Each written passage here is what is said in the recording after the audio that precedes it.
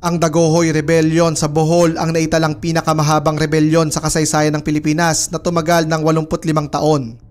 Nagsimula ito dahil sa pang-aabuso ng mga Espanyol sa mga Filipinong manggagawa sa Bohol. Dahil sa mga pang-aabusong ito, nagtanim ng sama ng loob ang mga Boholano sa Spanish government.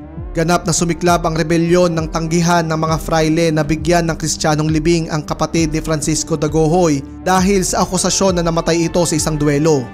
Nagrebelyon si Francisco Dagohoy na agaran namang sinuportahan ng mga galit na Boholano.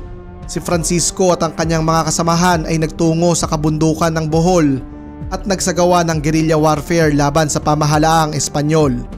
Nasawi si Francisco Dagohoy ng mapayapa bago pa man magwakas ang rebelyon na kanyang sinimulan. Natapos lamang ang Dagohoy Rebellion noong 1828 makalipas na ipadala dito ang pinakamalaking hukbong Espanyol